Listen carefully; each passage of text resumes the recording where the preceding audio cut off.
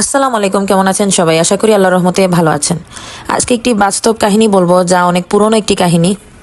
তৎকালীন বিশ্বের দু জাদরেল নেতা কায়েদে আজম মোহাম্মদ আলী জিন্নাহ ও ডক্টর আল্লামা ইকবালকে দেখিয়ে দেন নবীজি সাল্লাল্লাহু আলাইহি সাল্লামের জন্য কিভাবে প্রাণ বিসর্জন দিতে হয়।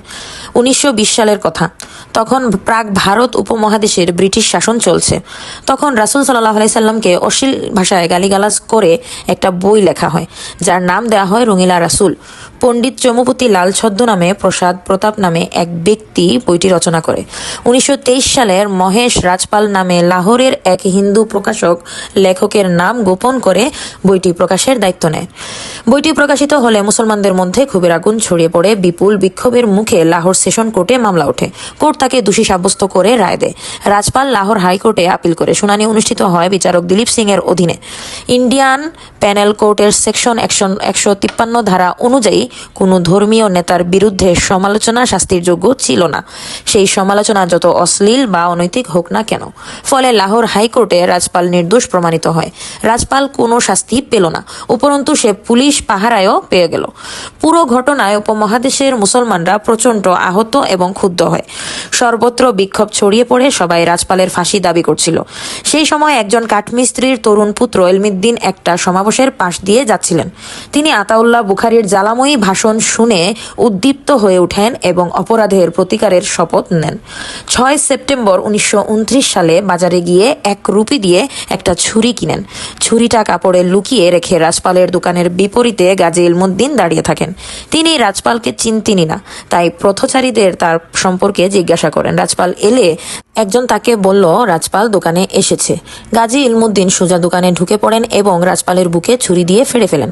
রাজপাল তৎক্ষণাৎ মারা যান। ইলমুদ্দিন পালানোর চেষ্টা করেননি, তাকে গ্রেফতার করা হয়। তারপর মিয়াওলি জেলে পাঠানো হয়। ডক্টর আল্লামা ইকবালের অনুরোধে মোহাম্মদ আলী জিন্নাহ তার পক্ষে মামলায় লড়েন।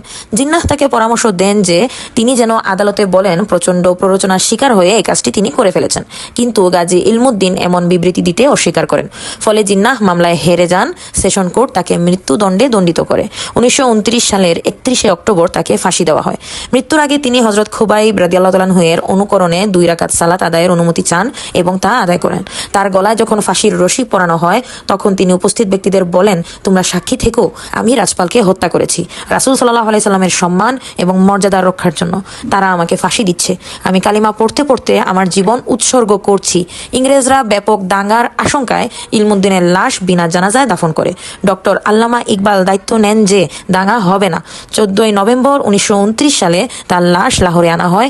ওয়াজির খান মসজিদে ইমাম মোহাম্মদ শামসুদ্দিন তার জানাজা পড়েন।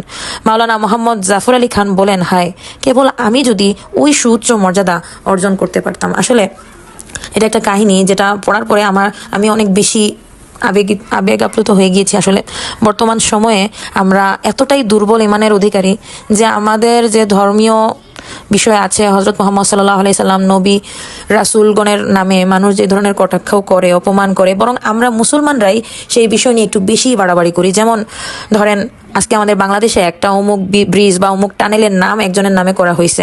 এখন এই নামটা চেঞ্জ করতে হবে। নামটা চেঞ্জ করে আমরা কি করলাম?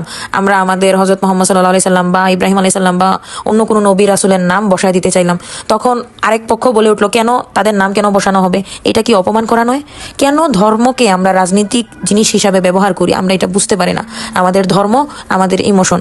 সত্যি কথা বলতে, যার যার যে ধর্ম আছে, আমরা কারো ধর্ম নিয়ে বাড়াবাড়ি করবো না। আমাদের হাদিসে আছে, হযরত মুহাম্মদ সাল্লাল্লাহু আলাইহি সাল্লাম বলেছেন আমরা যাতে কারো ধর্ম নিয়ে বাড়াবাড়ি না করি। যার যার যে ধর্ম যে পালন করে সেটা তার ব্যাপার।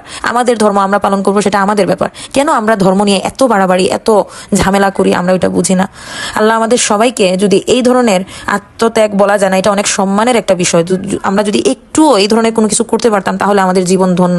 আমাদের ধর্ম, আমাদের নবী, আমাদের সম্মান সবকিছু নিয়ে যদি আমরা কোনো কিছু করতে পারতাম, তাহলে নিজেকেই অনেক ধন্য মনে হতো। আল্লাহ আমাদের সবাইকে তৌফিক দিন, যাতে আমরা দিন ইসলামের ভিতরের থেকে, নিয়ম আহকামের ভিতরের থেকে দুনিয়া থেকে যেতে পারি। আজ এ পর্যন্তই। আপনারা সবাই ভালো থাকবেন, সুস্থ থাকবেন, সুন্দর থাকবেন। যদি আমার কথায় কোনো ভুল হয়ে থাকে, আমি কারো ধর্মে কোনো আঘাত দিতে চাইনি। সবার ধর্মের উপরে রেসপেক্ট রেখে বলছি, যার যার ধর্ম যে যার পালন করবেন। আমাদের ধর্ম আমরা পালন করবো। আমরা কেন আরেকজনের ধর্ম নিয়ে কটাক্ষ করব? আর অন্য ধর্মের মানুষই বা কেন আমাদের ধর্মের মানুষ নিয়ে কটাক্ষ করবে? এটাই। আল্লাহ হাফিজ সবাইকে।